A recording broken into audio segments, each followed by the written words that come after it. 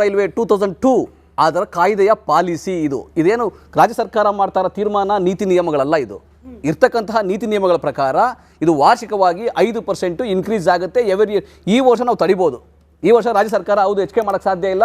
ಅದಕ್ಕೆ ನೀವು ಹೇಳ್ದಂಗೆ ಬೆಂಬಲ ಬೆಲೆ ಏನೋ ಸಪೋರ್ಟ್ಗೆ ಹಣ ಕೊಟ್ಬಿಟ್ಟು 200 ಕೋಟಿ 500 ಕೋಟಿ ಕೊಟ್ಬಿಟ್ಟು ಕೇಳಿ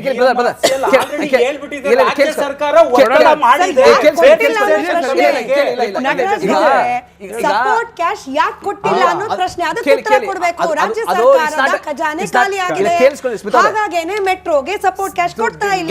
ಈಗ ಒಂದು ನಿಮಿಷ ನೋಡಿ, ಈಗ ಈ ವರ್ಷ ಸಪೋರ್ಟ್ ಕ್ಯಾಶ್ ಕೊಟ್ಟರು, ಮುಂದಿನ ವರ್ಷ ಕೊಟ್ಟರು ಕೂಡ ಒಂದಲ್ಲ ಒಂದ್ಮೆ ಅದು ನಿಂತ್ಕೋಬೇಕಾಗುತ್ತೆ. ಕೇಂದ್ರ ಸರ್ಕಾರ ನೋಡಿ ನಮ್ಮ ಮೇಲೆ ಏನ್ ಗೊತ್ತಾ, ಸಂಪೂರ್ಣ ಹೊಣೆಗಾರಿಕೆ ನೋಡಿ. ಈಗ ಸಾಲ BMRCL ಸಾಲ ಕೊಡ್ಲಿಲ್ಲ, ತೀರಿಸಲಿಲ್ಲ ಅಂದ್ರೆ ಯಾರು ತೀರಿಸ್ತಾರೆ? ರಾಜ್ಯ ಸರ್ಕಾರನೇ ತೀರಿಸಬೇಕು. ಈಗ ಕೇಂದ್ರ ಸರ್ಕಾರ ಬರೀ 13% 17% ನಮಗೆ ಕೊಟ್ಬಿಟ್ಟೆ.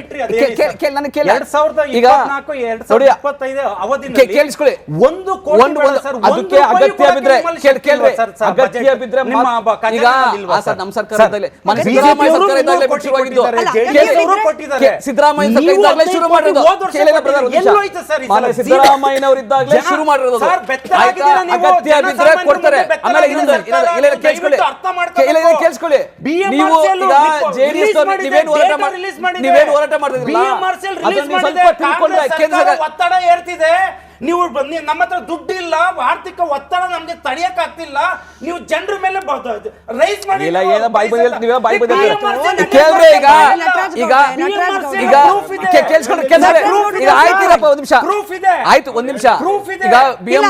BMRCL ಸಂಪೂರ್ಣವಾಗಿ ರಾಜ್ಯ ಸರ್ಕಾರದ ಕಾಯ್ದೆಯಲ್ಲಿ ಬರ್ತಾ ಇದೆಯಾ, ಕೇಂದ್ರ ಸರ್ಕಾರದ ಕಾಯ್ದೆಯಲ್ಲಿ ಬರ್ತಾ ಇದೆಯಾ?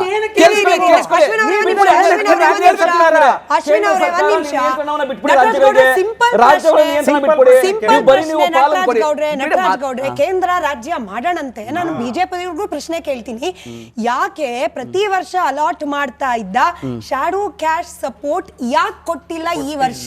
ಅಷ್ಟೇ ಸಿಂಪಲ್ ಪ್ರಶ್ನೆ. ರಾಜ್ಯ ಸರ್ಕಾರದ ದುಡ್ಡಿಲ್ವಾ? ಸಿಂಪಲ್. 2017ರಿಂದ 2023-24 ಅದು ಏನದು ಬೆಲೆ ನಿಗದಿ ಆಗಿರ್ಲಿಲ್ಲ, ಪರಿಷ್ಕರಣೆ ಆಗಿರ್ಲಿಲ್ಲ. ಕೇಳಿ, ಕೇಳಿಸ್ಕೊಳ್ಳಿ, ಕಳೆದ ವರ್ಷ ಅಧಿಕಾರ ಏನಿದೆ? ನೀವು ಜಾಸ್ತಿ ರೇಟ್ ಮಾಡಿ ಅಂತ ಏನಕ್ಕೆ ಹೇಳಿದ್ರಿ? ಯಾರು ಒತ್ತಡ ಹಾಕ್ಬಿಡ್ತಾರೆ? ಏನು ಒತ್ತಡ ಹಾಕ್ಬಿಡ್ತಾರೆ?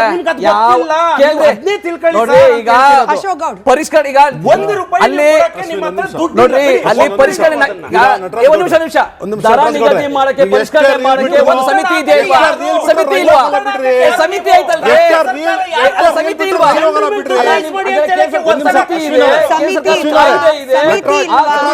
ಕರೆಕ್ಟ್ ಅಶೋಕ್ ಗೌಡ್ರೆ, ಸಮಿತಿ ಅಶೋಕ್ ಗೌಡ್ರೆ, ಸಮಿತಿ ಇದೆ, ಕರೆಕ್ಟ್ ಸಮಿತಿ ಇದೆ.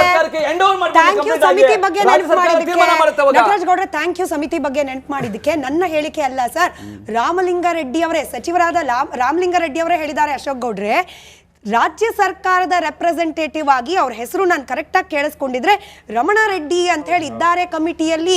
ಅವ್ರ ಬಾಯಿಗೆ ಟೇಪ್ ಹಾಕೊಂಡು ಕೂರಿ ಅಂತ ಹೇಳಿ ಯಾರು ರೆಕಮೆಂಡ್ ಮಾಡಿದ್ರು? ಅಶೋಕ್ ಗೌಡ್ರೆ, ರಾಜ್ಯ ಸರ್ಕಾರದ ರೆಪ್ರೆಸೆಂಟೇಟಿವ್ ಸರ್, ಬಿಜೆಪಿ ಕಡಿಬೇಕಾಗಿದ್ದು ಕಾಂಗ್ರೆಸ್ ನೇತೃತ್ವದ ರಾಜ್ಯ ಸರ್ಕಾರ. ಕೇವಲ ಹೊಣೆಗಾರಿಕೆ ರಾಜ್ಯ ಸರ್ಕಾರ ಮಾತ್ರ ಬಲ ತಗೋಬೇಕು, ಕೇಂದ್ರ ಸರ್ಕಾರ ಎಂಜಾಯ್ ಮಾಡ್ತಿರ್ಬೇಕು. 11 ಜನ ಕಮಿಟಿಲಿ ಇರ್ತಾರೆ. ಅದರಲ್ಲಿ 6 ಜನ ಬಂದು ಕರ್ನಾಟಕ ರಾಜ್ಯದವರು, 5 ಜನ ಸೆಂಟ್ರಲ್ ಗವರ್ನಮೆಂಟ್ ಅವರು. ಆಮೇಲೆ final say will be with the chairman who is a state government employee or representative of the Karnataka state government. ಇದು ಒಂದು ಕಡೆಗೆ. ಎರಡನೇದು, ಈಗ ಏನಕ್ಕೆ ಪ್ರೈಸ್ ಜಾಸ್ತಿ ಆಗ್ತಾ ಇದೆ ಅಂತ ಹೇಳಿದ್ರೆ, ಈಗ ತಾನೇ ಒಬ್ಬ ಎಕ್ಸ್ಪರ್ಟ್ ಹೇಳ್ತಾ ಇದ್ರು 32 ಅನ್ಸೈಂಟಿಫಿಕ್ ಮೆಥಡ್ಸ್ ಆಫ್ ಕ್ಯಾಲ್ಕುಲೇಷನ್. ಆಗಲೇ ದಿನೇಶ್ ಅವರು ಕರೆಕ್ಟಾಗಿ ಹೇಳಿದ್ರು, ನಮ್ಮ ಪ್ರಯಾಣಿಕ ಸಂಘದ ಅಧ್ಯಕ್ಷರು ಕರೆಕ್ಟಾಗಿ ಹೇಳಿದ್ರು.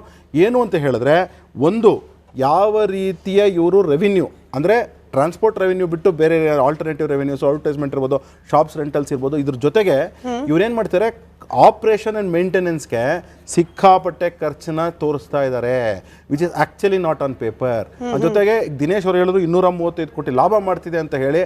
ಆದರೆ ಇಲ್ಲೂ ಸಹ ಇವರು ಲಾಭನ ಡಿಕ್ಲೇರ್ ಮಾಡ್ಕೊಂಡೆ ಪ್ರೈಸ್ ಮಾತ್ರ ಜಾಸ್ತಿ ಮಾಡ್ತಾರೆ. ರಾಜ್ಯ ಸರ್ಕಾರ ಮಾತ್ರ ₹1 ದುಡ್ಡು ಕೊಡ್ತಾ ಇಲ್ಲ. ಜೊತೆಗೆ ಇನ್ನೊಂದೇನೆಂದರೆ land acquisition is not the point. ಯಾಕಂದ್ರೆ ಲ್ಯಾಂಡ್ ಅಕ್ವಿಸಿಷನ್ ಕಾಸ್ಟ್ ಏನಿದೆ ಅದು ಪ್ರಾಜೆಕ್ಟ್ ಅಲ್ಲಿ ಆಗ್ತಿದೆ. ಆಪರೇಷನ್ಸ್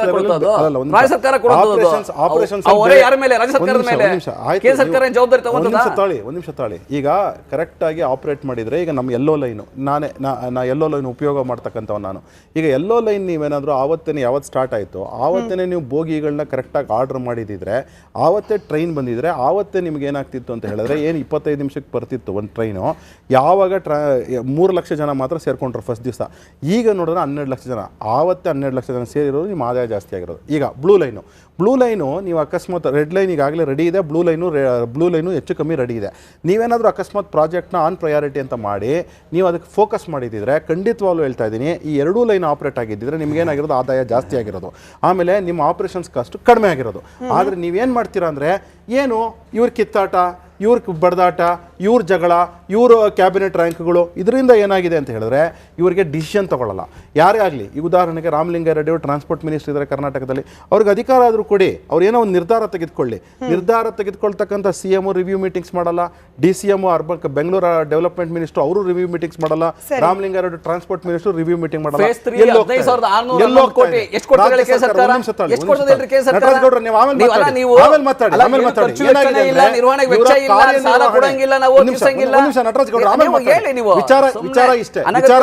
ಇವಾಗ ಮೋಸ್ಟ್ ಸೈಂಟಿಫಿಕ್ ವಿಚಾರಗಳೇನು ಅಂತ ಹೇಳಿದ್ರೆ, ಕರ್ನಾಟಕ ರಾಜ್ಯದಲ್ಲಿ ಆಡಳಿತ ವೈಫಲ್ಯತೆ ಎತ್ತು ಕಾಣಿಸ್ತಿರೋದ್ರಿಂದ ಈ 32 ಅನ್ಸೈಂಟಿಫಿಕ್ ಮೆಥಡ್ಸ್ ಇಂದ ಕ್ಯಾಲ್ಕುಲೇಷನ್ಸ್ ಮಾಡಿರ್ತಕ್ಕಂಥದ್ರಿಂದ ಇವತ್ತು ಪ್ರೈಸ್ ನ ಇವ್ರು ಜಾಸ್ತಿ ಮಾಡಿಸ್ತಾ ಇದ್ದಾರೆ.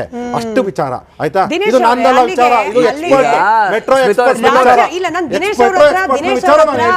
ರಾಜೇಶ್ ಅವ್ರ ಹತ್ರ ಒಪಿನಿಯನ್ ಕೇಳ್ತೀನಿ. ದಿನೇಶ್ ಅವರೇ, ರಾಜ್ಯ ಸರ್ಕಾರ ಗೊತ್ತೇ ಇರಲಿಲ್ಲ, ಕೇಂದ್ರ ಸರ್ಕಾರದ ನಿರ್ಧಾರ ದರ ಏರಿಕೆ ಮಾಡೋದು, ಈಗ ಕುತ್ಕೊಂಡು ನಾವು ಮೀಟಿಂಗ್ ಮಾಡ್ತೀವಿ ಅನ್ನೋ DK ಶಿವಕುಮಾರ್ ಅವರ ಹೇಳಿಕೆಯನ್ನ ರಾಜ್ಯದ ಜನರು, ಅದರಲ್ಲೂ ಮೆಟ್ರೋ ಪ್ರಯಾಣಿಕರು ನಂಬಬಹುದಾ ಅಂತ. ಅಂದ್ರೆ ರಾಜ್ಯ ಸರ್ಕಾರದ ಗಮನಕ್ಕೆ ಬರ್ದಲೆ ಪ್ರೈಸ್ ಹೈಕ್ ಮಾಡುವ ಅಥವಾ ಜಾಸ್ತಿ ಮಾಡುವ ನಿರ್ಧಾರಕ್ಕೆ ಮೆಟ್ರೋ ಬೋರ್ಡ್ ಬರ್ಲಿಕ್ಕೆ ಸಾಧ್ಯ ಇದೆಯಾ ಅಂತ? ರಾಜ್ಯ ಸರ್ಕಾರ ಯಾವುದೋ ಒಂದು ಗ್ಯಾರಂಟಿ ಮೂಡಲ್ಲಿ ಮುಳುಗೋಗ್ಬಿಟ್ಟಿದ್ದಾರೆ. ಅವರು ಈ ಥರ ಎಲ್ಲ ಕೆಲಸ ಮರ್ತ್ಕೊಬಿಟ್ಟಿದ್ದಾರೆ.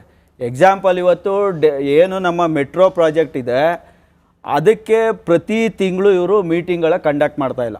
ಮೊನ್ನೆ ಕೃಷ್ಣ ಬೈರೇಗೌಡರು ಅಲ್ಲೆಲ್ಲ ಹೋಗಿ ಏನ್ರಿ ಒಂದು ಕಂಬ ಹಾಕಕ್ಕೆ 2 ವರ್ಷ ಬೇಕಾ 3 ವರ್ಷ ಬೇಕಂತ ಇವ್ರು ಹೋದ್ಮೇಲೆ ನಂತರ ನಮ್ಮ DK ಶಿವಕುಮಾರ್ ಅವರು ಸ್ಪಾಟ್ ವಿಸಿಟ್ ಮಾಡ್ತಾರೆ. ಅಂದ್ರೆ ಎಷ್ಟೊಂದು ಕಡೆ ಬೇಕು ಅಂತ ಡಿಲೇ ಆಗ್ತಾ ಇದ್ದಾವೆ ವರ್ಕ್ಗಳು. ಆ ಡಿಲೇ ಆಗೋದ್ರಿಂದ ಕೆಳಗಡೆ ರಸ್ತೆಯಲ್ಲಿ ಓಡಾಡೋರ್ಗೂ ಸಾಕಷ್ಟು ತೊಂದರೆ ಆಗ್ತಾ ಇದೆ. ಎಷ್ಟೋ ಜನ ಪ್ರಾಣನೂ ಕಳ್ಕೊಬಿಟ್ಟಿದ್ದಾರೆ ಈ ಮೆಟ್ರೋ ಅವಘಡಗಳಿಂದ. ಮತ್ತು ಇನ್ನೊಂದು ಏನಾಗ್ತಾ ಇದೆ ಅಂದರೆ, ನಮ್ಮ ಏನು ಚೀಫ್ ಮಿನಿಸ್ಟರ್ ಸಿದ್ದರಾಮಯ್ಯನವರ ಡೆಲ್ಲಿ ಟೀಮ್ ಇದೆಯಲ್ಲ, ಇದು ಕಂಪ್ಲೀಟ್ ಫೇಲ್ಯೂರ್ ಟೀಮ್ ಅಂತ ಹೇಳ್ತೀನಿ. ಅವ್ರಗಳಿಗೆಲ್ಲ ಅಲ್ಲಿ ಕ್ವಾರ್ಟರ್ಸ್ ಕೊಟ್ಕೊಂಡು ದುಡ್ಡು ಕೊಟ್ಕೊಂಡು ಇವ್ರು ಸಾಕ್ತಾ ಇದ್ದಾರಲ್ಲ, ಅವರೆಲ್ಲ ಕ್ಯಾಬಿನೆಟ್ ದರ್ಜೆ ತಗೊಂಡು ಅವ್ರು ಏನೂ ಕೆಲಸ ಮಾಡ್ತಾ ಇಲ್ಲ. ಕೇಂದ್ರದಿಂದ ಬರಬೇಕಾದ ಅನುದಾನಗಳಿಗೆ ಪಟ್ಟು ಹಿಡಿದು ಫೈಲ್ಗಳನ್ನ ಮೂವ್ ಮಾಡಿಸ್ತಾ ಇಲ್ಲ.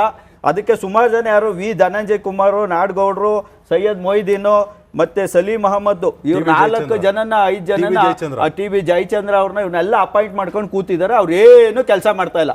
ಇದಕ್ಕೆ ಒಂದು ನಿದರ್ಶನ ಕೊಡ್ತೀನಿ.